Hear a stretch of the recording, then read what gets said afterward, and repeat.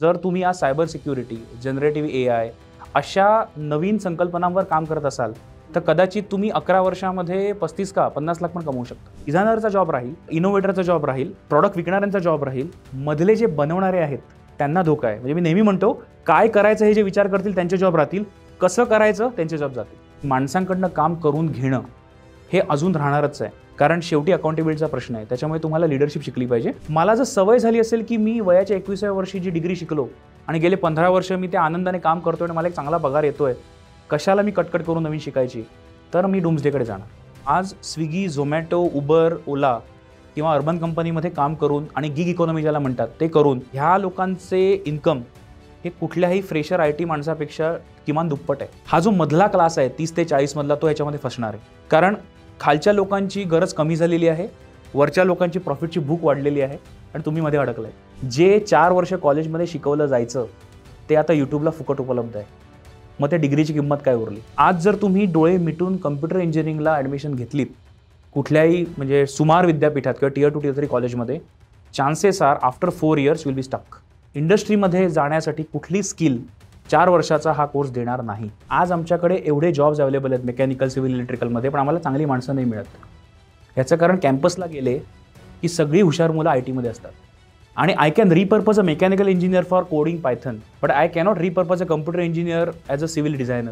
Take lead, developer, tester, UI UX वाला माणूस, फारच प्रोजेक्ट म्हणजे प्रॉडक्ट असेल तर डिझायनर, यातले कुठले जॉब राहतील, कुठले जातील, कुठले इव्हॉल्व होतील, 1 by 1 सांग.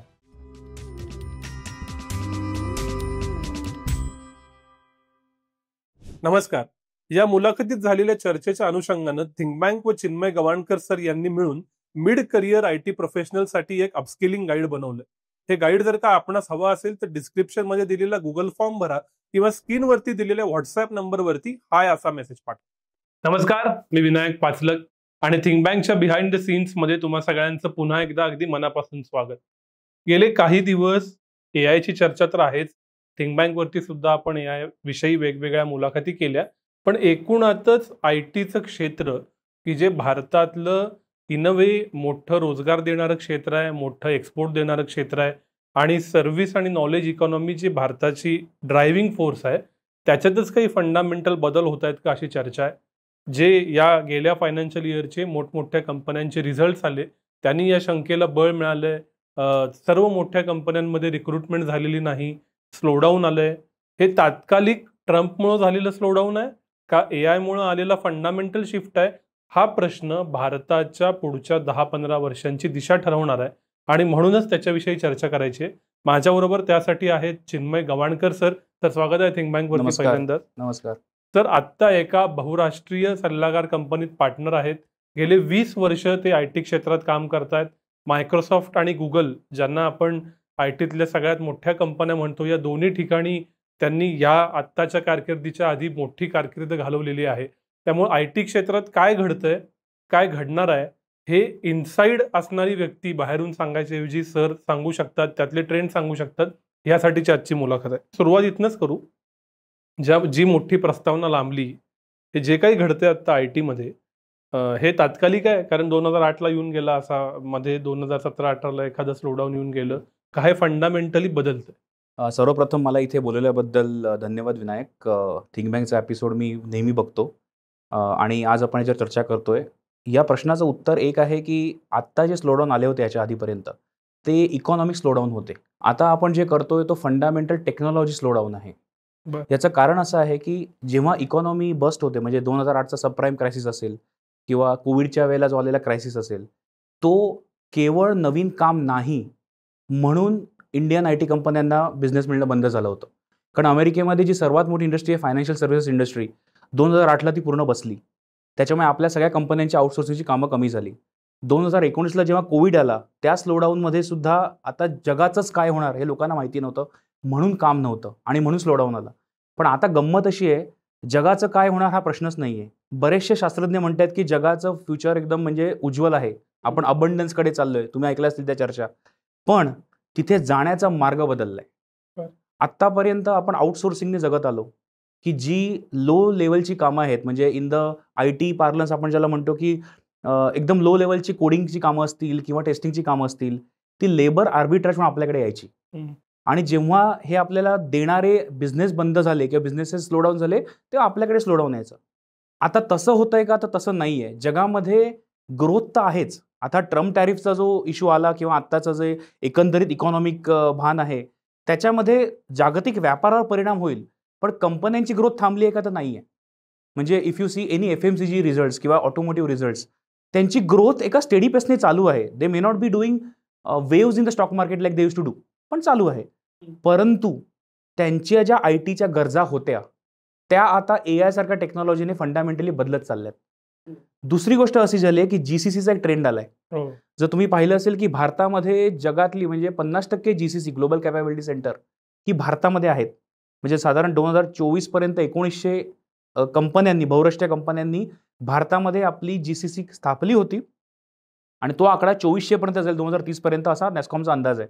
या GCC मध्ये काय होतं? या GCC मध्ये त्या कंपन्यांना आवश्यक असलेले IT संशोधन इनहाऊस केलं जातं.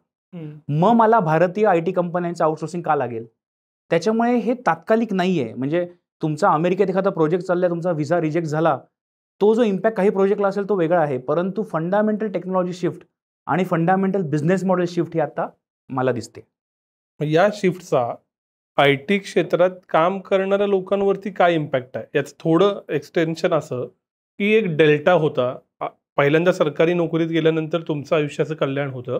हे गेल्या 20 वर्षात बदललं आणि ITत गेल्यानंतर तुमच्या आयुष्याचं कल्याण होतं, कारण तुम्हाला पगारातला डेल्टा मिळतो जो बाकी कुठल्या क्षेत्रात मिळत नाही. हा डेल्टा राहणार आहे, जाणार आहे. एम्प्लॉईज म्हणून जे आज 1 कोटी लोक आणि त्यांच्यामुळे 7-8 कोटी लोक की जे ड्रायव्हर आहेत कन्झम्पशन इकॉनॉमीचे, त्यांच्यावर याचा काय परिणाम होणार?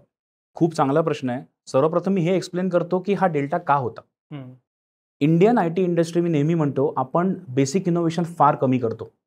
म्हणजे other than things like NPCI, आपल्याकडे जे भीम आपण ॲप काढलं किंवा कोविडमध्ये कोविन काढलं, याला डिजिटल पब्लिक गुड्स आपण म्हणतो, जिथे सरकार इन्व्हेस्ट करते किंवा मिशन इंडिया AI मिशन आता आहे. खाजगी क्षेत्रामध्ये फारसं मूलभूत संशोधन नाही झालं. आपला डेल्टा कशावर होता की एखादी बहुराष्ट्रीय कंपनी आम्हाला बॅक ऑफिसचं वर्क देणार, सॉफ्टवेअर बनवण्याचं, त्या सॉफ्टवेअर मेंटेनन्स करण्याचं. आम्ही त्या बहुराष्ट्रीय कंपनीला मॅन मंथ रेटवर बिलिंग करणार. म्हणजे उदाहरणार्थ, एखादा 10 ते 12 वर्ष अनुभवाचा सॉफ्टवेअर इंजिनियर असेल, तर त्याचा आज अमेरिकेत मला जर रेट द्यायचा असेल तर मी महिन्याला 15 ते 20 लाख सांगणार. 15 लाख रुपये इंटू 12 महिने म्हणजे साधारणपणे 1,80,00,000 वगैरे झाले. पण त्या 12 वर्ष अनुभवी माणसाला मी तेवढा पगार देतो का? नाही. आपण त्याला पगार देणार 30-35 लाखच देणार. हे वरचं जे मार्जिन होतं तो डेल्टा होता. आता गंमत अशी झाली आहे की जर त्या कंपन्या आपल्या GCC मध्ये स्वतः इनोव्हेशन करतायत किंवा तो माझा माणूस जे इथे बसून बिचारा सॉफ्टवेअर कोडिंग करायचा, त्याचं काम जर कोडेक्स किंवा GitHub कोपायलट सारखे एजंट्स करणार असतील, तर मी तो डेल्टा का देऊ? आणि म्हणून हे जे पूर्वीचे आपले कॅल्क्युलेशन्स होते की पहिले नोकरीला लागायचं 3 लाखाचं पॅकेज मिळतं कॅम्पसवरनं, मग प्रत्येक वर्षाला 1.5 लाखाने मल्टिप्लाय किंवा 3 लाखाने मल्टिप्लाय असे एक ठोकताळे असायचे, ते दिवस गेले. आता you are equal to any other core. In fact कोरमध्ये जॉब्स खूप वाढत आहेत. हा एक नवीन, म्हणजे लोकांना माहिती नाही आहे, पालकांनाही माहिती नसेल.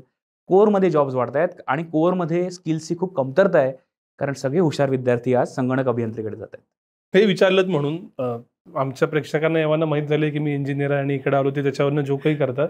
पण मला समजा मी आज इंजिनिअरिंग करत असतो तर त्या क्षेत्रात असतो ITत वगैरे, तर 11 वर्षाचा अनुभव झाला असता. आम्ही असं गृहीत धरायचो की 11 वर्षाच्या अनुभवी माणसाला साधारण बरा असेल तर 30 लाख CTC, भारी असेल तर 40 लाख CTC आणि मग मस्त आयुष्य आहे. हे आज सत्य आहे का नाही? कारण तुमच्याच हाताखाली एवढे इंजिनियर. हे सत्य आहेही आणि नाहीही, पण इतकं सोपं नाही उरलं. म्हणजे पूर्वी ज्या जसं गव्हर्नमेंटमध्ये प्रमोशन्स मिळायची, तसे IT मध्ये मी म्हणालो तसं इंटू 1.5 किंवा इंटू 3चा रेशो होता, तो आता गेला. हे तुमच्या केवळ स्किलवर अवलंबून आहे. म्हणजे जर तुम्ही आज सायबर सिक्युरिटी, जनरेटिव्ह AI अशा नवीन संकल्पनांवर काम करत असाल, तर कदाचित तुम्ही 11 वर्षामध्ये 35 का 50 लाख पण कमवू शकता त्या एक्सपिरियन्सवर. पण तुम्ही अजूनही जावा कोडिंग करताय, C++ कोडिंग करताय, UI UX करताय, वेब ॲप बनवताय, तर तुम्हाला 35 पर्यंत पोहोचण्याची पण काठिण्य आहे. म्हणजे तुम्ही 15, 20, 22 मध्ये खेळत राहाल. त्याच्यामुळे पूर्वी जो ठोकताळा आपण मारायचो तो आता उरला नाहीये. It is based on your skill set. What are you bringing to the table? That is a more important thing. कुठली स्किल सेट आता महत्वाची आहे? सर्वात महत्वाचं स्किल सध्या तर आहे की जनरेटिव्ह AI. म्हणजे हे तर ओपनच आहे. परंतु मी नेहमी म्हणतो की जनरेटिव्ह AIचं स्किल म्हणजे फक्त AI कोडिंग करणं नव्हे. जनरेटिव्ह एआयचं स्किल म्हणजे तुम्हाला तुमच्या क्षेत्रामध्ये जे कुठलंही क्षेत्र असो, ऑटोमोटिव्ह असो, लीगल असो, रिसर्च असो, मीडिया असो, तिथे जनरेटिव्ह एआयचा कसा वापर करता येईल प्रोॲक्टिव्हली आणि इफेक्टिव्हली हे ज्याला जमतं त्यांना खूप आज मागणी आहे. म्हणजे एआय कन्सल्टंट्सना खूप मागणी आहे. दुसरी शाखा आहे सायबर सिक्युरिटी. जेवढं आपलं जग डिजिटल होत चाललंय किंवा एआय एनेबल्ड होत चाललंय तेवढे फ्रॉड्स वाढत चालले. म्हणजे डीपफेक असू दे किंवा व्हॉइस क्लोनिंग असू दे किंवा नेटवर्क क्लोनिंग असू दे, हे सगळे फ्रॉड वाढत चालले. तर जितके आपले डिव्हाइसेस इंटरनेटला कनेक्ट होतील, IoT 4.0 झाला, आता 5.0 येईल. सायबर सिक्युरिटी ही अशी एरिया आहे की जिथे भरपूर वाव आहे. तिसरी एरिया आहे ती एआय एथिक्स. हे एआयचं क्षेत्र इतकं नवीन आहे आणि प्रत्येकाला असं वाटतं की त्याच्यामध्ये इतके कॉम्प्लेक्सिटी आहे, कारण तो IP कोणाचा आहे, एखादं गाणं एआयने बनवलं ते कोणाचं असतं किंवा एआयचा वापर कसा आपण जबाबदारीने करावा. तर एआय एथिक्स काउन्सिलर हा एक जॉब आहे ज्याच्यामध्ये लोकांनी करावं. Prompt engineering.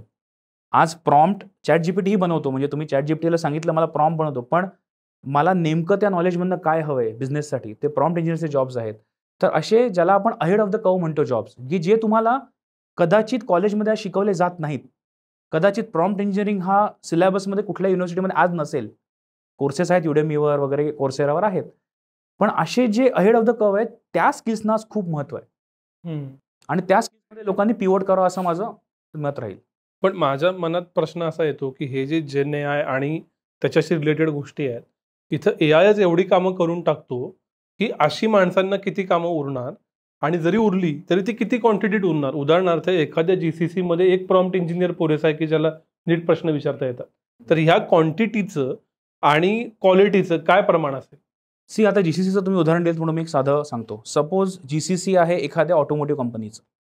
तर आता जे प्रोजेक्ट्स येत आहेत, आता म्हणजे भारतात सुद्धा अभिमानाची गोष्ट आहे की GCC मध्ये सुद्धा जे प्रोजेक्ट्स येत आहेत ते कोर इनोव्हेशन्स आहेत आणि म्हणून त्यांनी स्वतःच्या रोल्सवर माणसं घेतली आहेत. Than giving to a TCS, Infosys और Wipro for the want of better words, right? आता ही जी माणसं आहेत त्यांना फक्त प्रॉम्प्ट किंवा जनरेटिव्ह एआयच्या कामाला ते नाही लावत. These guys being internal insiders of that business, ते बिझनेसशी कनेक्ट करून तुम्हाला एक्झॅक्टली काय करायचं, बिझनेस प्रोसेस रिइंजिनिअरिंग किंवा सप्लाय चेनमध्ये काय चेंजेस करायचे किंवा आपल्याला आपल्या ओव्हरऑल बिझनेसमध्ये प्रॉफिटवर काय इम्पॅक्ट करायचा आहे, या थिंक टँकमध्ये त्यांना एंट्री मिळते. त्याच्यामुळे प्रॉम्प्ट इंजिनिअरिंग त्यांचा कदाचित 30% जॉब असेल, 70% जॉब विचार करण्याचा आहे की माझ्या कंपनीला ह्याचा काय फायदा होईल. आणि त्याला आपण हॉरिझॉन्टल थिंकिंग म्हणतो. म्हणजे मी सगळ्यांना म्हणतो की आता प्रत्येकाचं करिअर टी शेप असेल. एक टी जसा असतो की मधला is your specialisation, deep specialisation एका कशात तरी. मग ते सायबर सिक्युरिटी असेल, प्रॉम्प्ट इंजिनिअरिंग असेल, कोडिंग असेल, जे काय असेल ते, किंवा सेल्स असेल, मार्केटिंग असेल. पण जो हॉरिझॉन्टल ॲक्सिस आहे तो तर तुमचा ह्युमन स्किल्सचाच आहे ना. मग तो सर्वांनी डेव्हलप करायला पाहिजे, तर तुमचे जॉब्स राहतील. आणि जे तुम्ही म्हणालात की प्रॉम्प्ट जे ChatGPT बनतो एक इंजिनिअर करेल, पण तो प्रॉम्प्ट बनवून माझ्या कंपनीला त्याचा काय फायदा आहे किंवा माझ्या कंपनीचे रिसोर्सेस मी कसे ॲक्सेस करायचे रिस्पॉन्सिबली विदाउट लिकिंग माय डेटा, हे तो आतला माणूसच ठरवतो. आणि तो प्रॉम्प्ट इंजिनिअर जॉब सुद्धा राहील की नाही सांगता येत नाही आपल्याला. हा नवीन जॉब आहे. त्याच्यामुळे प्रत्येकाने शिकत राहणं हा एकच पर्याय आहे. म्हणजे आता कुठलाच जॉब ज्याला आपण म्हणतो ना की रिसेशन प्रूफ नाहीये. मला जेवढं माहित होतं जेव्हा मी IT त काम करायचो, 5-6 जॉब होते. एक मॅनेजर म्हणजे प्रॉडक्ट मॅनेजर किंवा त्या टीमचा manager, tech lead, developer, tester, UI UX वाला माणूस आणि फारच प्रोजेक्ट म्हणजे प्रॉडक्ट असेल तर डिझायनर. त्यातले कुठले जॉब राहतील, कुठले जातील, कुठले इव्हॉल्व होतील, वन बाय वन सांग. टेस्टिंगचे जॉब तर आत्ताच गेलेले आहेत. Testing is 100% now done by machines and robots, right? QAचे जॉब सुद्धा त्याच्यात जाणार आहेत. मॅनेजर हा जॉब अजूनही राहील, कारण शेवटी तुम्हाला माणसाकडनं काम करून घ्यायचं, पण त्याची संख्या कमी होईल, especially middle management.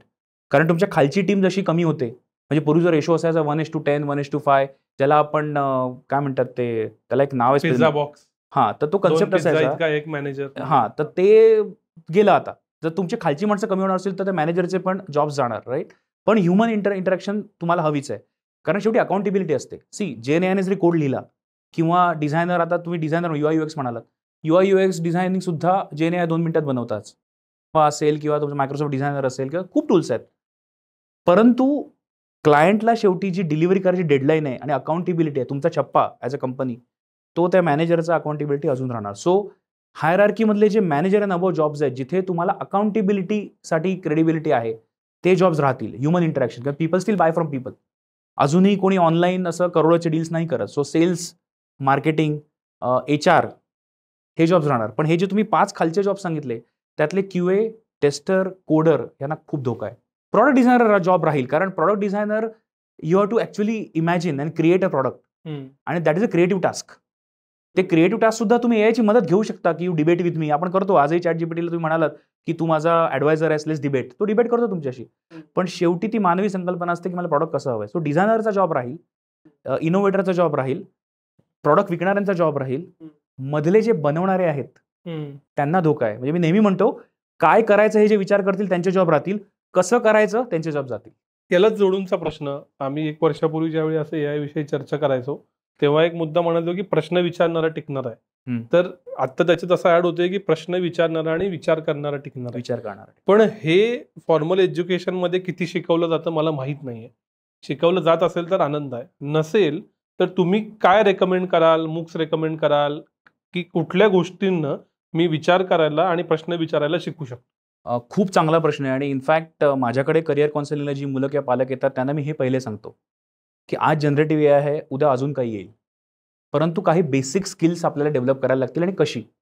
For example आपण प्रॉम्प्ट इंजिनिअरिंग म्हणतो. Prompt engineering is nothing but language. तुम्हाला भाषा चांगली आली पाहिजे आणि भाषेतले बारकावे कळले पाहिजे. मग ती कशी डेव्हलप करायची? साधं आहे. तुम्हाला भाषा चांगली पाहिजे, वाचन चांगलं पाहिजे. मग त्याच्यासाठी तुम्हाला कुठला अमुक करायची पण गरज नाही आहे. तुम्ही रोजचं वर्तमानपत्र वाचता का? मराठी, इंग्रजी जे घरी येतं ते. तुम्ही स्वतःच्या नोट्स काढता का? किंवा आपण जे पूर्वी वाचन करायचो त्याच्या लोकांना त्याच्यामध्ये चिठ्ठ्या टाकून ॲनोटेशन करायची सवय होती. आता ती सवय गेली. प्रत्येकाचं जर्नल असायचं पूर्वी. त्या सुविचारांचा काहीतरी असायचा. तेही पहिले सगळ्यांनी हॅबिट डेव्हलप केली पाहिजे मुलांनी. त्यासाठी कोर्स करण्याची गरज नाही. दुसरी आहे लिडरशिप ॲबिलिटी.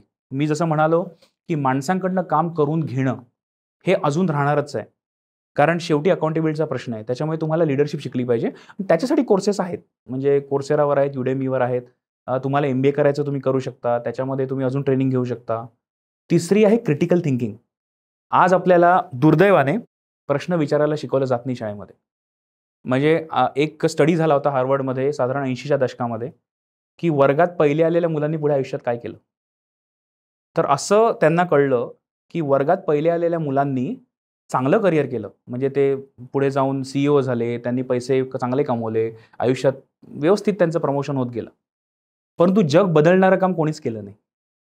जग बदलणारं काम अशा लोकांनी केलं की जे शाळेमध्ये काहीच ऐकायचं नाही टीचरचं. हा ॲक्च्युली हार्वर्डचा स्टडी आहे. आणि त्यांनी 40 वर्ष फॉलो केलं. तेव्हा त्यांना कळलं की एखाद्याने जग बदलण्याची टेक्नॉलॉजी बनवायची असेल किंवा जग कसं चालतं याच्यात बदल करायचा असेल तर तुम्ही कन्फर्मिस्ट असून चालत नाही.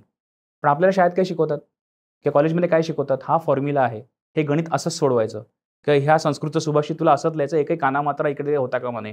आणि त्याच्यामुळे आपल्याला असा प्रॉब्लेम झाला आहे की आपल्याला क्रिटिकल थिंकिंग किंवा इंडिपेंडंट थिंकिंग अजून करता येत नाही ॲज अ सोसायटी. तर मुलांना आणि पालकांना माझा हे सल्ला राहील की क्रिटिकल थिंकिंग शिका. आणि त्याच्यासाठी तुम्हाला अगेन कोर्सेस करायची गरज नाही आहे. कुठलीही गोष्ट तुम्हाला आज जर शिकवली शाळेमध्ये किंवा कॉलेजमध्ये तर त्याच्या ॲडजस्टंट काय पॉसिबल आहे. म्हणजे फॉर एक्झाम्पल मी जर मेकॅनिकलचा विद्यार्थी असलो किंवा सिव्हिलचा विद्यार्थी असलो तर मला AI कोडिंग जमायची काही गरज नाही आहे. कॅन आय लर्न मेकॅट्रॉनिक्स काय आहे किंवा मेकॅनिकल प्लस इलेक्ट्रॉनिक्स किंवा मला रोबोटिक्समध्ये थोडंसं काय डॅबलिंग करता येईल का?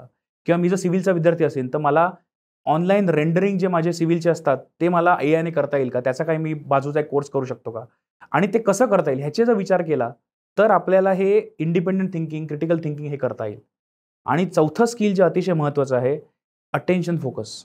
आज दुर्दैवाने इंस्टाग्रामच्या युगामध्ये आणि स्क्रोलिंगच्या युगामध्ये आपला सगळ्यांचा अटेन्शन फोकस गेलेला आहे. त्याच्यामुळे आपण म्हणतो ना की मी लहानपणी मला आईचा शब्द आठवतो, मांडी ठोकून अभ्यास कर. आपला सर्वांचा अटेन्शन स्पॅन आज 2 का 5 सेकंदावर आला असा एक स्टडी आहे because of the scrolling habit. आणि सगळं आपल्याला अवेलेबल आहे, डोपामाइन आपल्याला लागतं. तर अटेन्शन जर व्यवस्थित करून शिकायला लागलो कुठलीही गोष्ट जगातली तर तुम्हाला AI येऊ दे, अजून कुठलीही वेव्ह येऊ दे, ही basic human skills you have to develop which are like immemorial. याने तुम्हाला काही त्रास होणार नाही, उलट तुम्ही पुढे जाल, काही येऊ दे. अशा ज्यावेळी चर्चा होतात त्यावेळी साधारणतः एक असा सूर येतो की हे फार एक्झॅगरेशन आहे, डूम्सडेची इमॅजिनेशन करून चर्चा घडवतात आणि प्रत्यक्षात एवढं काही होणार नाही आहे. अशा खूप टेक्नॉलॉजी येऊन गेल्या आणि लोकांचे जॉब टिकणार आहेत, 19-20 होईल. खरंच हे डूम्सडेसाठीचं एक्झॅगरेशन आहे का जे आहेत आत्ता ते जातात आहेत, सुपात आहेत, जे आत्ता 10 वर्ष एक्सपिरियन्स्ड आहेत, 15 वर्ष एक्सपिरियन्स्ड आहेत, 5 वर्ष एक्सपिरियन्स्ड आहेत? What is your practical say about? खरं तर डूम्सडे सिनेरिओ मी तर सांगतच नाही. म्हणजे if you ask me honestly, माझं तर पॉझिटिव्ह सिनेरिओ आहे. फक्त मी तुम्हाला सांगतो, भीती कुठे लोकांना वाटते. जे चाललंय ते चालू राहावं हा मानवी स्वभाव आहे, की कोणालाच रिस्क आवडत नाही कुठली. त्याच्यामुळे डूम्सडे सिनेरिओ प्रेडिक्ट केले जातात, की ह्याचे जॉब जातील, त्याचे जॉब जातील. पण वर्ल्ड इकॉनॉमिक फोरम आत्ता जो झाला जानेवारीमध्ये डावोसमध्ये, त्यांचा रिपोर्ट पब्लिकली अवेलेबल आहे. कोणीही जाऊन पाहिल. त्यांनी सांगितलंय, की साधारण 17 का 18 कोटी जॉब्स नवीन निर्माण होतील 2030 पर्यंत आणि 8.5 ते 9 कोटी जॉब्स प्रभावित होतील. त्यांनी असं नाही म्हटले जातील, प्रभावित होतील. म्हणजे ह्या लोकांना रिट्रेन करावं लागेल. पण नेट ॲडिशन जी 7.5 कोटी जॉब्सची आहे ती आहेच ना. त्याच्यामुळे मला असं वाटत नाही, की हा डूम्सडे सिनारिओ आहे. फक्त मला जर सवय झाली असेल, की मी वयाच्या 21व्या वर्षी जी डिग्री शिकलो आणि गेले 15 वर्ष मी त्या आनंदाने काम करतोय आणि मला एक चांगला पगार येतोय. कशाला मी कटकट करून नवीन शिकायची? तर मी डूम्सडेकडे जाणार. परंतु जसं तुम्ही म्हणालात, की मानवी इतिहासात खूप क्रांत्या आल्या टेक्नॉलॉजीच्या. नवीन जॉब्स निर्माण झाले ना. म्हणजे साधं तुम्हाला उदाहरण देतो. जेम्स वॉटने वाफेचे इंजिनचा शोध लावण्याच्या आधी साधारण एक 17व्या-18व्या शतकापर्यंत भारताचा जगाच्या जीडीपी मधला वाटा इंग्रज यायच्या आधी ऑलमोस्ट 24% होता ना. आपल्याकडे कुठली त्यावेळेला इंजिनिअरिंग कॉलेज होती. आपल्याकडे कुठल्या आय टी कंपन्या होत्या. आपण काय करायचो? We were a skill based economy. चांभार असेल, सुतार असेल, सोनार असेल, बुरुड काम करणारे लोक असतील. आपल्याकडे गावागावामध्ये प्रत्येकजण स्किलवर कमवायचा. शेती असेल, शेतकऱ्याचं स्किल होतं. आपण हे सगळं स्किल विसरलो. जेव्हा आपल्याला साहेबांनी मेकॉलेजची शिक्षण पद्धती शिकवली, आपण स्किल विसरलो आणि आपल्याला एकच कळलं, की आपण डिग्री करायची, इकडून नोकरी घ्यायची, 30 वर्ष काम करायचं आणि पेन्शन घ्यायचं. तिथे भीती आहे. परंतु जर आपण ॲज अ समाज परत जर नवीन स्किल शिकायला तयार झालो ना, तर कोणाची नोकरी जाणार नाही. कोणाच्याही आयुष्याचं काही बरबादी होणार नाही. We can adopt to the new thinking आणि we can adopt to the new jobs आरामसे.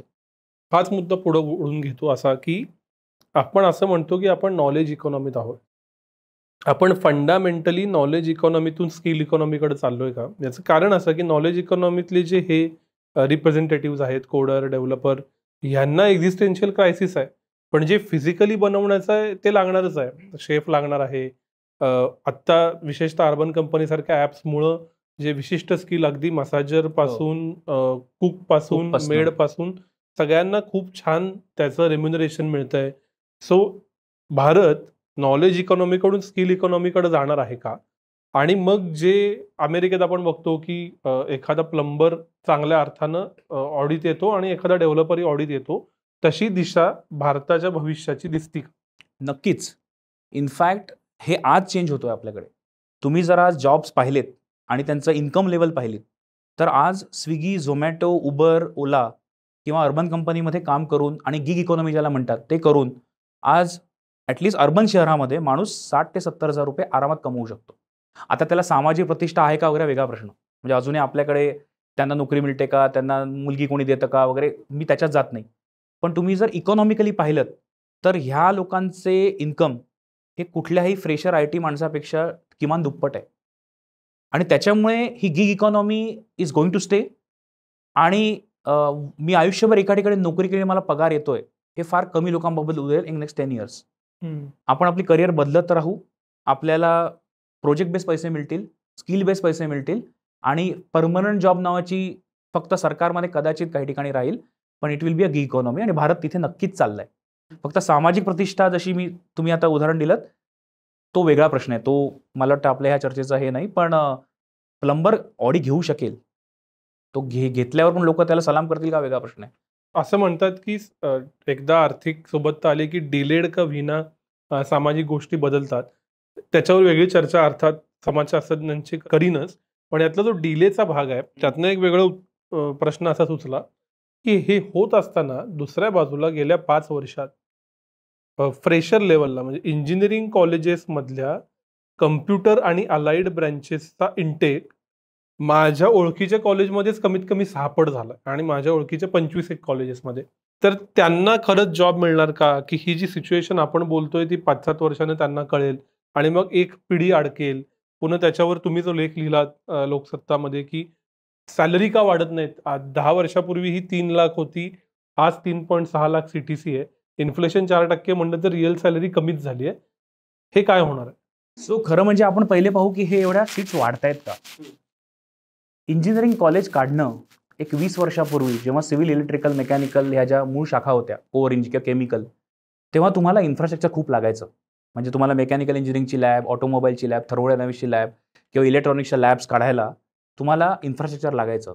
आज मी computer engineering with data science, computer engineering with robotics, computer engineering with analytics, या ब्रांचला मला काय लागतो, एक 3 मजली इमारत लागते, AC लागतो आणि 100 कम्प्युटर लागतात, की मी मला स्वतःला इंजिनिअरिंग कॉलेज म्हणून घेतो. त्याच्यामुळे काय झालं, की प्रत्येकाने कॉलेज काढली.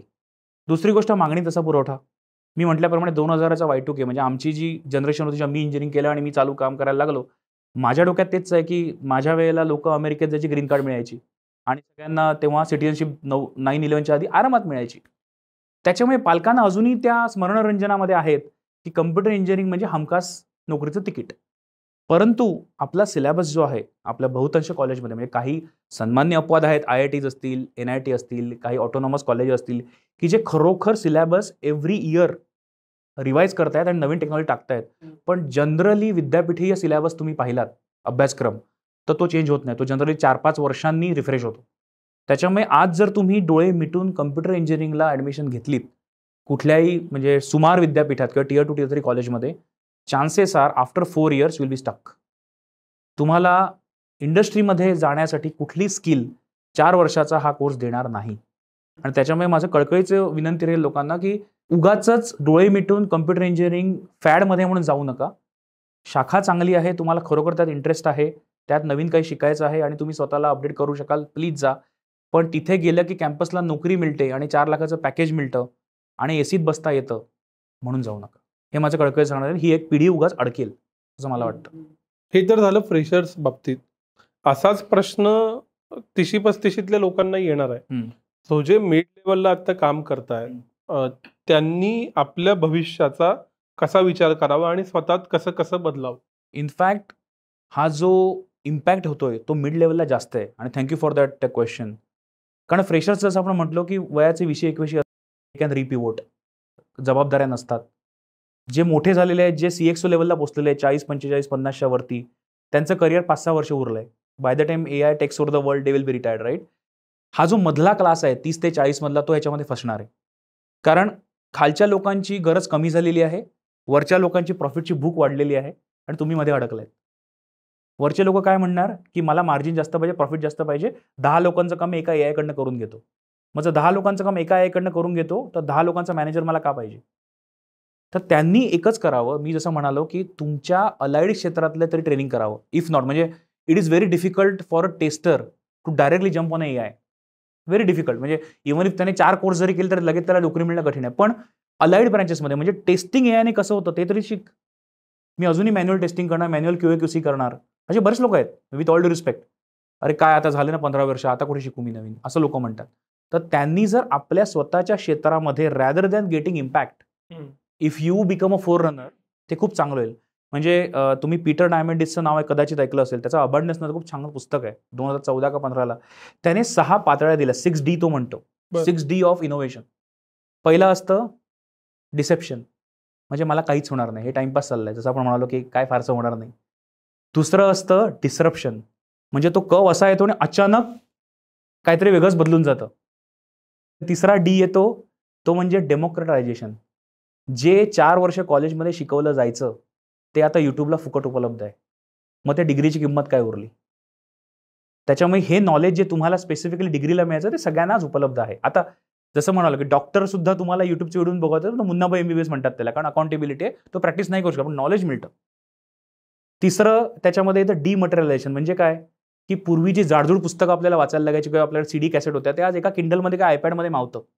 म्हणजे तुम्हाला नॉलेज घेऊन फिरायला मोठ्या लायब्ररीत जाऊन 5 वर्ष अभ्यास करायची गरज नाहीये, राईट? त्याच्यानंतर डिमॉनिटायझेशन, म्हणजे वस्तूंची किंमत कमी होते. म्हणजे असं म्हणतात की पूर्वी तुम्हाला IT स्टार्टअप काढायचं आहे 2000 मध्ये, इंटरनेट बूमच्या आधी, तर $5 मिलियन लागायचे. का? तर तुम्हाला इन्फ्रास्ट्रक्चर सेटअप करायचं आहे, तुम्हाला जागा घ्यायची आहे, तुम्हाला लोक हायर करायचे आहेत. आज हे Amazon, Google, मायक्रोसॉफ्टच्या क्लाउडमुळे आणि कनेक्टेड इकॉनॉमी आणि AIमुळे तुम्ही $5,000 मध्ये चांगला स्टार्टअप पुण्यात बसून आपल्या घरनं काढू शकता आणि सगळं काम ऑनलाईन करू शकता. So see the demonetization of the entry barrier, right? आणि ह्या सगळ्यामुळे शेवटी असं होतं ना, की ह्या 6Ds मुळे तुमचं फंडामेंटली लाईफच चेंज झाले पूर्णपणे. आणि म्हणून प्रत्येकाने ह्या 6Dचा विचार करून मी कुठे चाललोय आणि मला काय शिकायचंय ह्याची चर्चा केली पाहिजे. त्याच्यात अजून एक मुद्दा असा समोर येतो की खरे इंजिनियर म्हणजे कोण आणि ते किती आहेत? 5-6 वर्षापूर्वी एक रिपोर्ट आलेला की 10,000च आहेत, कारण स्टार्टअपमध्येच खरं डेव्हलपमेंट वगैरे होतं आणि बाकी it's like you are just plumbing. Yeah. आत्ता पण AI प्लंबर आपल्याकडे खूप आहेत, की LLM घेतली, 4 LLM घेतल्या, एका पुढे एक लावलंय आणि मग त्यातनं पाणी जाऊन उदाहरणार्थ आउटपुट निघतंय. तर हू आर रिअल इंजिनियर्स? ते कुठं हवे आहेत आणि ज्यांना आपण AI प्लंबर्स म्हणू भविष्यातले, त्यांची कुठं कशी गरज आहे? खरं तर एआयच्या पण 6 पातळ्या आहेत. म्हणजे सर्व मेन आहे तुमचं ते इन्फ्रास्ट्रक्चर किंवा चिप, जी आजही जगामध्ये मुठभर कंपन्यांच्या ताब्यात आहे. NVIDIA असेल, AMD असेल, जी तैवान सेमीकंडक्टर मॅन्युफॅक्चरिंग TSMC बनवते आणि म्हणून चिप वॉर्स चालली आहेत चायना आणि अमेरिकामध्ये, राईट? तर तिथे टॅलेंटची खूप अजूनही कमी आहे. तर तिथे जे ॲक्च्युअली इनोव्हेशन करतात ते पहिल्या पातळीचे इंजिनियर. त्याच्यानंतर त्या चिप्स वापरून हार्डवेअर बनवलं जातं आणि ते हार्डवेअर बनवणाऱ्या कंपन्या परत आपल्याला माहिती आहेत, HP असेल किंवा इंटेलच्या चिप्स वापरून डेल असेल, तर तशा कंपन्या सगळ्या आहेत. थर्ड इज ह्यांचे प्लॅटफॉर्म बनतात. मायक्रोसॉफ्ट आहे, Amazon आहे, Google आहे. तिथे सुद्धा तुम्हाला इंजिनिअरिंग करावं लागतं, कारण ॲक्च्युअली कोर इंजिनिअरिंग म्हणजे इलेक्ट्रॉनिक्स, मेकॅनिकल, मॅन्युफॅक्चरिंग, नेटवर्किंग हे सगळं तिथं लागतं. एकदा प्लॅटफॉर्म बनला की त्याच्यावर सॉफ्टवेअरचा लेअर चालू होतो, लाईक LLM. मग मला जर NVIDIAच्या GPUला मायक्रोसॉफ्टवर चालवून जर LLM ट्रेन करायचं आहे, तर त्या LLM करणाऱ्या सुद्धा जगामध्ये मुठभर 5-6 कंपन्या आहेत आज. म्हणजे आपण बोटावर मोजू शकतो. अलिबाबा आहे, क्वेन, डीपसीक आहे, ग्रॉक आहे एलॉन मस्कची, जी X आहे ट्विटरची, ओपन AI आहे, गुगल जेमिनी आहे, मिस्ट्राल आहे, अँथ्रोपिक आहे. म्हणजे 6-7च्या वर अशी सर्वांना माहिती असलेली LLM नाही आहेत. तर ह्या मुठभर कंपनी इथे खरे इंजिनियर काम करतात. आता त्याच्या पुढची गोष्ट येते ही पुढच्या ॲप्लिकेशन लेअरची, जिथे आपण सरस आहोत. म्हणजे भारतीय स्टार्टअप्स किंवा भारतीय इंजिनियर्स या सगळ्याचा वापर करून एक फ्रंट एंड ॲप्लिकेशन बनवण्यामध्ये 20 वर्षापूर्वी पण चॅम्पियन होते, आजही चॅम्पियन आहेत. तर मी असं म्हणणार नाही ते इंजिनियर नाही आहेत, कारण शेवटी त्याच्यामध्ये डेटा इंजिनिअरिंग असतं, त्याच्यामध्ये AI इंजिनिअरिंग असतं. परंतु त्यात इनोव्हेशन आणि नवीन काही शोधण्याची हे नसते. कसं तरी काहीतरी वापरून एक नवीन ॲप्लिकेशन बनवणं, म्हणजे येट अनदर सॉफ्टवेअर आपण ज्याला म्हणतो, ते आपल्याकडे फार चालतं. म्हणजे एखाद्याने फूड डिलिव्हरी ॲप बनवलं तर दुसराही तेच बनवतो. एखाद्याने ग्रोसरी 10 मिनिटात पोचवायची तर दुसरा 20 मिनिटात पोचवायचा ॲप बनवतो. त्याच्यावर खूप कॉन्ट्रोवर्सीमध्ये झाली होती, if you remember, Piyush Goyal काहीतरी बोलले होते वगैरे वगैरे. त्यात गव्हर्नमेंटचा पण इन्व्हेस्टमेंट लागेल. परंतु ही रियालिटी आहे की आपण डीप इंजिनिअरिंग रिसर्च किंवा मूलभूत संशोधनाकडे जात नाही आणि आपण प्लंबिंगमध्ये जास्त विश्वास करतो. आपण उलटं अँगलनं याच गोष्टीकडे बघू. पुढच्या 15 वर्षात भारतातल्या सर्व इंजिनियर्सना, त्यातही विशेषतः नॉलेज इकॉनॉमीतल्या इंजिनियर्सना काय काय अपॉर्च्युनिटी आहे? एक साधं उदाहरण देतो. डीपसीक सारखे LLM आपल्याकडे नाही बनवू शकलं. म्हणजे मला आठवतंय सॅम अल्टमन जेव्हा भारतामध्ये आलेला 1.5-2 वर्षापूर्वी, तेव्हा त्यांना एका VCने प्रश्न विचारला होता की भारताकडे एवढे पैसे नाही आहेत तुमच्यासारखं ओपन AI बनवायला, तर आम्ही एक साधारण 40-50 कोटीमध्ये आमच्या लेवलला काही बनवू शकतो का? तर त्याने उर्मटपणे उत्तर दिलं, विचार पण करू नका. पण त्याच सॅम अल्टमनला तोंडघशी पाडलं चायनाच्या डीपसीकने. हे आपल्याकडे का नाही होऊ शकलं? आपल्याकडे एवढ्या भाषा आहेत, आपल्याकडे एवढी लोकसंख्या आहे की ज्यांना इंग्रजी नाही आहेत. तर आपल्याकडे स्थानिक LLM बनवायला खूप संधी आहे आणि स्थानिक LLM बनवण्यासाठी भारत सरकार सुद्धा आता इन्व्हेस्ट करते. भारत AI मिशनमध्ये त्यांनी GPUज अवेलेबल केलेत, ते लोकांना ग्रांट्स देत आहेत. तर माझ्या मते भारताचे जे प्रश्न आहेत, मूलभूत प्रश्न, ते सोडवण्यासाठी इंजिनिअरिंगने काम केलं पाहिजे. आणि IT कशाला, मी तुम्हाला अजून काही एरियाज सांगतो. जर तुम्ही पाहत असाल तर जगामध्ये रिसर्च कशावर चाललाय आज? जगामध्ये सर्वात जास्त रिसर्च चाललाय एनर्जीवर. आपली ऊर्जेची भूक वाढत जाणार आहे आणि इनफॅक्ट AIमुळे तर ऊर्जेची भूक अजून वाढली. ऊर्जा आणणार कुठनं? तुम्ही अजून कोळसा जाळू शकत नाही, अजून धरणं बांधू शकत नाही. मग सोलार एनर्जीमध्ये आपल्याला काही करता येईल का? किंवा टायडल एनर्जीमध्ये आपल्याला काही करता येईल का? ह्याच्यावर संशोधन आहे. जिओथर्मल हा एक नवीन प्रकार आलाय. म्हणजे आपण जे खाली ड्रिल करतो जमिनीच्या, आपण भूगर्भातली उष्णता ज्याला म्हणतो, त्याच्यामध्ये एक डेटा आला होता मध्ये की जर तुम्ही साधारण 2 किलोमीटरला ड्रिल केलं आज पृथ्वीच्या भूगर्भात, तर जेवढी ऊर्जा मिळते त्याच्या 10पट ऊर्जा तुम्हाला मिळेल तुम्ही 4 किलोमीटर खाली ड्रिल केलं तर. आणि गंमत अशी आहे, 4 किलोमीटर खाली मिळणारी जिओथर्मल जी ऊर्जा आहे ती नॅचरल गॅसपेक्षा स्वस्त असेल. पण प्रश्न काय आहे, 4 किलोमीटर खाली एवढं गरम आहे की माझी सध्याची मेटलची ड्रिल वितळतात. मग नवीन मटेरियलचं संशोधन कोण करणार? इथे भारताला संधी आहे की जर आपण मेटॅलर्जीमध्ये, मटेरियल मॅनेजमेंटमध्ये परत आपण कोअरकडे जाऊया, जर आपण रिसर्च केला तर कदाचित आपण एक मूलभूत संशोधन करून ऊर्जेची गरज भागवू. दुसरी गोष्ट, सोलर एनर्जी. आपण आता सोलर पॅनल बघतो, महाराष्ट्राची सबसिडी आहे वगैरे वगैरे. सोलर एनर्जी आज आपल्या अख्ख्या पृथ्वीवर आपल्या टोटल जागतिक ऊर्जा वापरापेक्षा 5000 पटीने पडते. जगाची जेवढी टोटल एनर्जी यूज आहे ना, त्याच्या 5,000 पट सोलर ऊर्जा रोज पृथ्वीवर येते, रोज सकाळी येते, तो संध्याकाळी सूर्यास्ताला जातो. पण आपल्याला अजून ती सोलर ऊर्जा कशी हार्नेस करायची त्या लेवलला चिपली नाही जमलं. मग त्यात आपण रिसर्च का करू नये? आपल्या सगळ्यांना जावा आणि सी प्लस कोडिंग का करायचं आहे? तिसरा आहे बायपेडल रोबोट्स. म्हणजे आपण विज्ञान कथेमध्ये रोबोट्स पाहिलेत, पण असं म्हणतात की एक 20 वर्षामध्ये जगातले द्विपद रोबो, बायपेडल रोबो म्हणजे या माणसासारखे दिसणारे रोबोट्स जे कामं करतील आपली, ते जगातल्या सर्व कारच्या संख्येपेक्षा दुप्पट असतील. ह्याचा विचार आपण कधी करणार? मग रोबोटिक्समध्ये आपण संशोधन का करू नये मूलभूत? तिसरी ती एक एरिया आहे. आणि चौथी एरिया आहे ती वॉटर मॅनेजमेंट. कारण जगामध्ये तिसरं महायुद्ध पाण्यावर होणार असं म्हणतात. आजही पाण्यावर एवढा रिसर्च चाललाय. आणि का? कारण आपण जे पाणी सध्या शेतीसाठी वापरतो ते एवढं इनएफिशियंटली वापरतो की आपल्याला लोकांना प्यायला पाणी देता येत नाही. मग त्या शेतीमध्ये हायड्रोपोनिक्सचा प्रयोग चालला, व्हर्टिकल फार्मिंग, ज्याला तुम्हाला माती लागत नाही, तुम्हाला काही लागत नाही आणि तुम्ही 90% पाणी वाचवू शकता. हे मी तुम्हाला का सांगतोय? कारण आपण इंजिनिअरिंग म्हटलं की IT आणि कोडिंग याच्या बाहेर जातच नाही. तर ह्या ज्या तुम्हाला मी एरिया सांगितल्या तिथे जगातले मोठे मोठे VCs म्हणजे विनोद खुसलासारखा असेल, एलॉन मस्क सारखा असेल, पीटर डायमंड, हे लोक ह्याच्यामध्ये करोडो डॉलर्स ओततायत ह्या टेक्नॉलॉजीमध्ये. आणि त्या टेक्नॉलॉजीचा सर्वात फायदा कोणाला होणार आहे? भारतासारख्या विकसनशील देशाला. मग भारतीय इंजिनिअरनी येत्या 10 वर्षामध्ये त्याच्याकडे रिपिवट का करू नये? हे माझं त्यांना सांगणं राहील. आणि दुसरा एक टॅक्टिकल मुद्दा सांगतो. सिव्हिल इंजिनिअरिंग हा आज फार डिग्लॅमरस जॉब झालाय. कोणते साईटवर उभं राहणार, उन्हात उभं राहणार वगैरे वगैरे.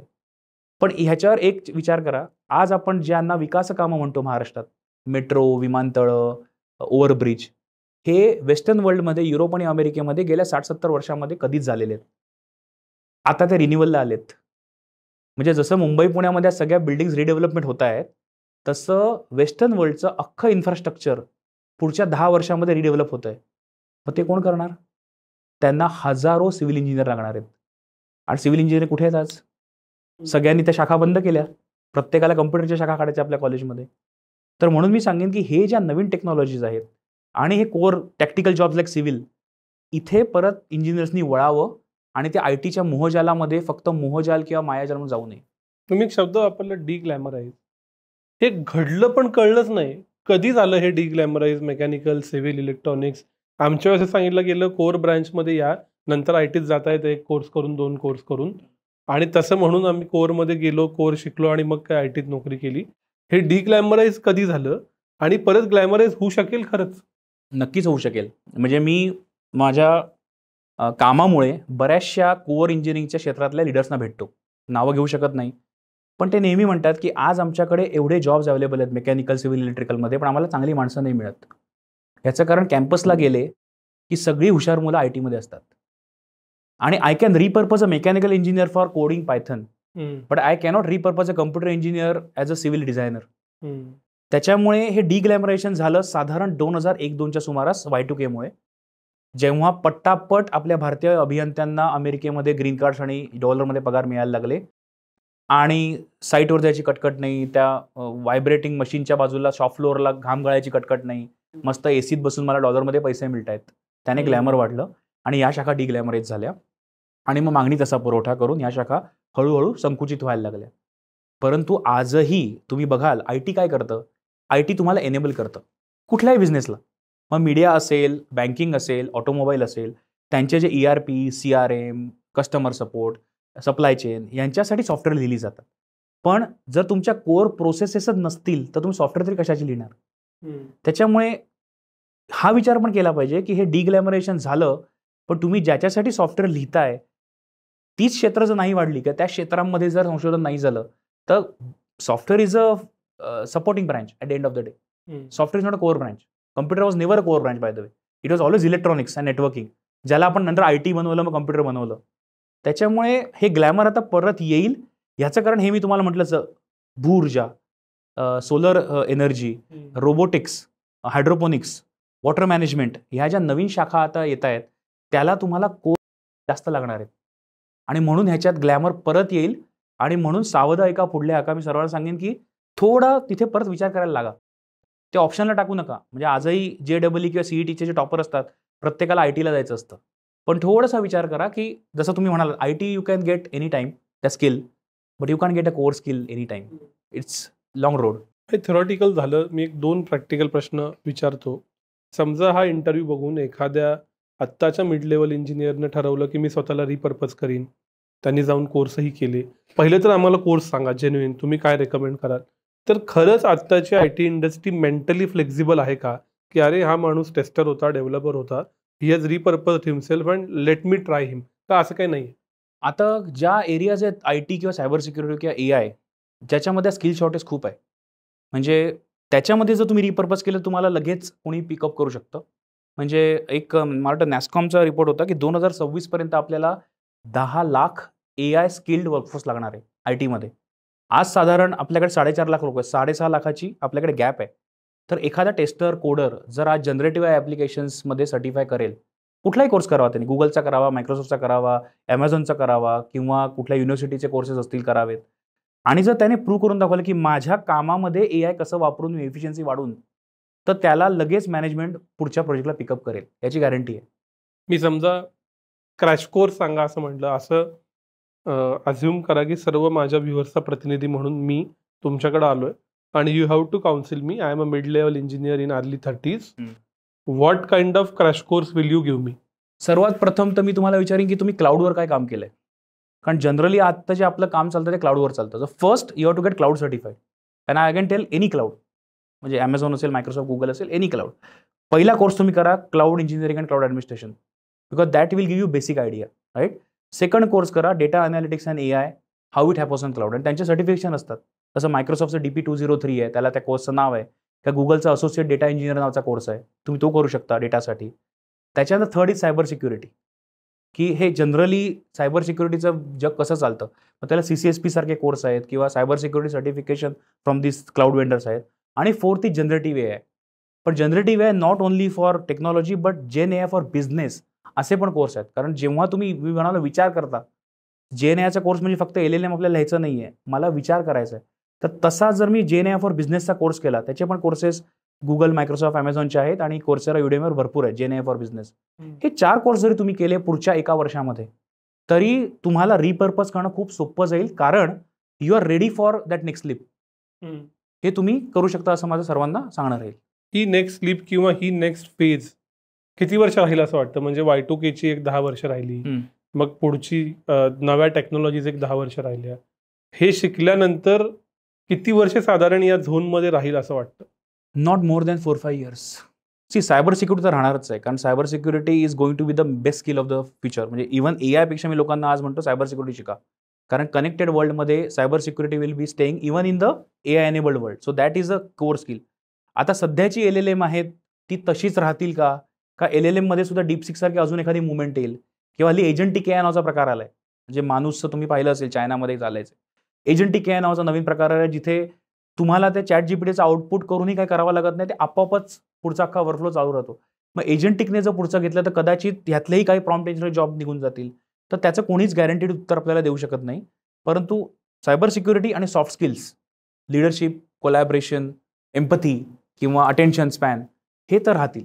याला मरण नाही. मानवी भावभावना आणि मूल्यांना तर मरण नाही. परंतु AIमध्ये टेक्नॉलॉजी काय बदलेल हा भविष्यवेधी विचार तर मी काय सांगू शकत नाही. No guarantee. 4-5 वर्ष असेल, 2 वर्ष असेल, हू नोज. शेवटच्या प्रश्नाआधीचा पेनल्टीमेट प्रश्न. आपण इनवर्ड लुकिंग खूप बघितलं, आयटीत काय काय चालू आहे. आता मी थोडं आउटवर्ड लुकिंग येतो. मी एक उद्योजक आहे, मी एक SME आहे, मी मीडियात काम करतो, समजा मी एज्युकेशनमध्ये काम करतो, मी राजकारणात काम करतो. अशा सगळ्यांसाठी AI नक्की काय आहे? ह्या सर्वांनी, ज्यांना यातलं काही जार्गन कळत नाही, ज्यांचं काही संबंध नाही, जे रोज उठून कामाला जात आहेत किंवा फाउंड्री चालवत आहेत, फॅक्टरी चालवत आहेत, ह्यांनी या AI कडे कसं बघावं आणि AI कसं वापरावं? फार छान प्रश्न आहे. इनफॅक्ट मी नेहमी म्हणतो की AI वापरणं हे तुम्हाला मोबाईल वापरण्यासारखं झालं पाहिजे. If you can use WhatsApp and Facebook today, you can use AI. आणि ते कसं? परत ॲडजसन्सी बघा. म्हणजे if you are a lawyer, लॉयर्ससाठी आज खूप लीगल AI टूल्स आहेत की जे तुम्हाला तुमचा रिसर्च करायला मदत करतात किंवा तुमचे केस पेपर बनवायला मदत करतात किंवा तुमचे ब्रीफ्स, लीगल ब्रीफ बनवायला मदत करतात. CA आणि अकाउंटंटसाठी बरीचशी सॉफ्टवेअर्स आलेली AI एनेबल्ड, जिथे तुम्हाला अकाउंटिंगचं काम सोपं होतं. सप्लाय चेनमध्ये वर्कफ्लो सॉफ्टवेअर्स आलेली आहेत किंवा मीडियामध्ये सुद्धा कंटेंट क्रिएशन. आज आपण बघतो फेसलेस रील्स बनवायची किंवा कॅनवावर AI आलेला आहे. तर एवढंच जरी शिकलात ना तरी खूप झालं. Don't get caught in a surprise shock की अरे आज माझा जॉब राहिला नाही, किंवा माझ्या कॉम्पिटिशनने, माझ्या कॉम्पिटिशन SMEने AI वापरून त्याची एफिशियन्सी वाढवली आणि तो माझंच प्रॉडक्ट किंवा माझी सर्व्हिस माझ्या कस्टमरना माझ्यापेक्षा 30% स्वस्तात कशी देऊ शकतो. तर ह्या सर्व SMEजनी आणि बिझनेस ओनर्सनी एकच प्रश्न विचारायचा की माझ्या रोजच्या कुठल्याही फंक्शनमध्ये मी AIचा वापर कसा वाढवू शकीन.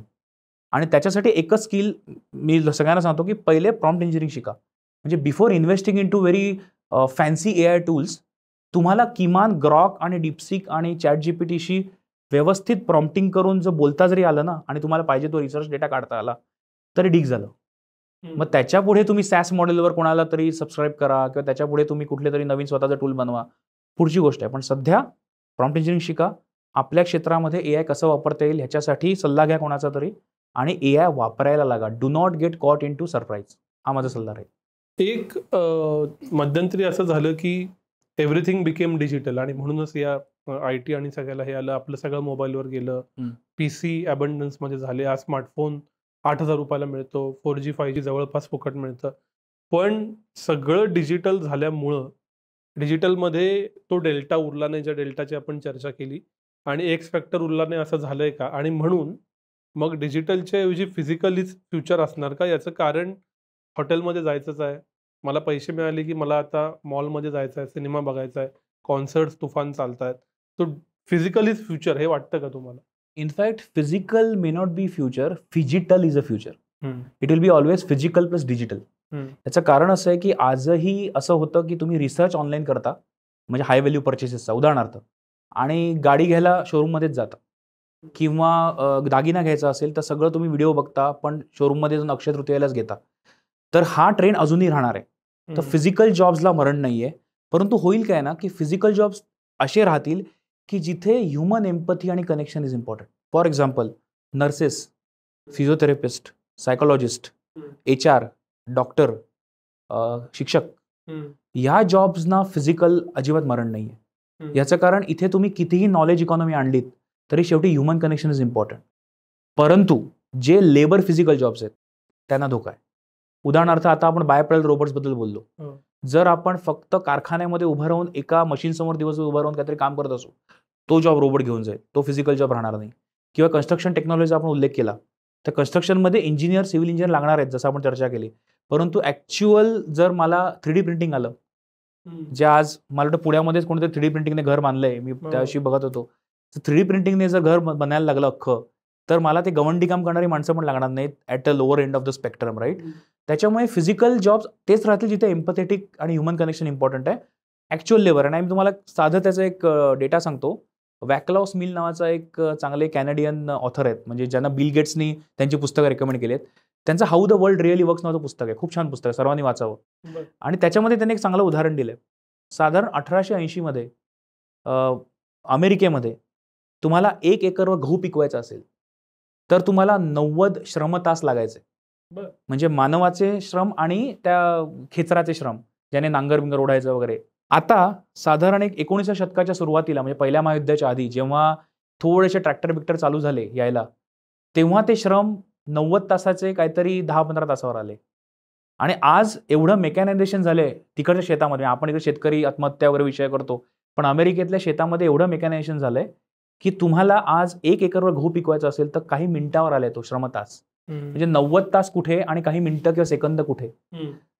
हे फिजिकल लेबरचं कन्व्हर्सेशन आहे. परंतु आजही तो ट्रॅक्टर चालवायला, त्या फार्म टेक्नॉलॉजी, ते ड्रोन चालवायला माणूस लागतो. ते अजूनही ते हॉलिवूड मूवीत दाखवतात तसं कुठे लांब बसून ड्रोन असं होत नाही. शेतकरी अजूनही लागतो. फक्त शेतकरी स्वतः कुदळ फावडी घेऊन आज तिकडे काम नाही करत, तो मशीनकडनं काम करून घेतो. म्हणून फिजिकल जॉब्स राहतील, परंतु जे प्युअर लेबर जॉब्स आहेत त्यांना रोबोटिक्सने धोका आहे. दुसरा तुम्ही एक उल्लेख केलात की मिडल मॅनेजमेंटची अडचण आहे. वरच्यांना प्रॉफिट दिसतोय CXOजना आणि खालच्यांना अजून लढायला बदलायला स्कोप आहे. तर मग आपल्याकडं असं म्हणलं गेलं मेकॅनिकल रिव्हॉल्युशन झाली नाही, प्रोडक्शन झालं नाही आणि आपण डायरेक्ट शेतीवरून सर्व्हिसेसला आलो. त्यामुळे जॉब्स विशेषतः सेमी स्किल्ड आणि अनस्किल्ड नाही तयार झाले. तो एक प्रॉब्लेम भारतानं फेस केला असं इतिहास सांगतो. आता वर्तमानात सुद्धा ग्रोथ होईल, प्रॉफिट मिळेल, GCC येतील, पण जॉबलेस ग्रोथकडं सर्व्हिसमध्ये सुद्धा आपण जातोय का? नक्कीच जातोय आणि आकडे सांगतायत. तुम्ही जर काही आता नावं आपण घेऊ शकत नाही, पण काही मोठ्या कंपन्यांचे निकाल पाहिले, तर एका पर्टिक्युलर भारतातल्या मोठ्या आय टी कंपनीने साधारण 13,000 लोकं कामावरनं कमी केली मागच्या वर्षामध्ये. पण त्यांचा प्रॉफिट 60% वाढला. दुसऱ्या एका कंपनीचा प्रॉफिट $4 बिलियन वाढला. त्यांनी 24,000 लोकं कमी केली. म्हणजे माणसं कमी होत आहेत, प्रॉफिट वाढतोय. माणसं कमी होत आहेत, मार्जिन वाढतंय. ग्रोथ येते. नॅस्कॉम पण म्हणते की आय टी इंडस्ट्री ही साधारण पुढच्या वर्षी 4% ग्रो होईल from last years. Last year आपली ग्रोथ काहीतरी 8.5% वगैरे होती. नेक्स्ट इयरला 2025-26ची ग्रोथ ते 3.8-4% नॅस्कॉम म्हणते आपली होईल. त्यातही गंमत आहे की त्या 3.5%च्या ग्रोथमध्ये सुद्धा 48% वाटा या भारतातल्या जीसीसीने येणार आहे. जो सॉफ्टवेअर एक्सपोर्ट होतोय तो. म्हणजे आपला जो आउटसोर्सिंगचा गेम होता तो ओव्हर झालेला आहे, हे तर नक्कीच. त्याच्यामुळे जॉबलेस ग्रोथ त्याच्यामुळेच येते की जसं आपण म्हणालो technology, profit focus, reducing the human labour, so you will get a GDP increase. आणि इनफॅक्ट वर्ल्ड इकॉनॉमिक फोरमने सांगितलं की बाय 2030 जो आपण मगाशी रिपोर्टचा उल्लेख केला की बिकॉज ऑफ AI जगाच्या जीडीपीमध्ये 1.7 to 1.8% ॲडिशन येईल, जी ह्यूज आहे. म्हणजे if you see the economy of the world right, आता किती $1 ट्रिलियन आहे मला माहिती नाही, पण साधारण एक 90-100 ट्रिलियन असेल आपला जीडीपी अख्ख्या जगाचा. तो जीडीपी 2% वाढणं only because of AI is huge. So growth तर होणारच आहे, पण ते ग्रोथ करण्यासाठी माणसं तुम्हाला कमी लागणार आहेत, जी अगदी लो लेवल जॉब्स त्या हायरार्कीमध्ये करायचे, जे लेबर जॉब्स होते. तुम्ही सुरुवातीला असं म्हणालात की अटेन्शन आणि फोकसचा प्रॉब्लेम आहे. समजा ही आपली 1 तासाची मुलाखती लोकांना ऐकायला वेळ नाहीये किंवा अटेन्शन नाहीये, तर त्यांना 2 मिनिटाचं उत्तर म्हणून या सगळ्या आपल्या चर्चेचा सम म्हणून पुढच्या 10 वर्षासाठी काय सांगाल हा इंटरव्ह्यू बघणाऱ्या प्रत्येकाला? सतत शिकत राहा आणि काहीतरी नवीन करत राहा. दॅट्स अ सार, गीतासार हे आहे. तुम्ही अख्खा इंटरव्ह्यू ऐकला नाहीत आणि फक्त हे 2 शब्द लक्षात ठेवले, सतत शिकत राहा आणि सदैव नवीन विचार करत राहा. That's enough. तर खूप खूप आभार. खूप प्रॅक्टिकल काम करणाऱ्या व्यक्तीकडून रिअलिस्टिक गोष्टी कळाल्या. AI जसं बदलत राहील तसं पुन्हा पुन्हा आपण चर्चा करू, पण तुम्ही वेळ दिलात त्याबद्दल खूप खूप आभार. धन्यवाद. धन्यवाद.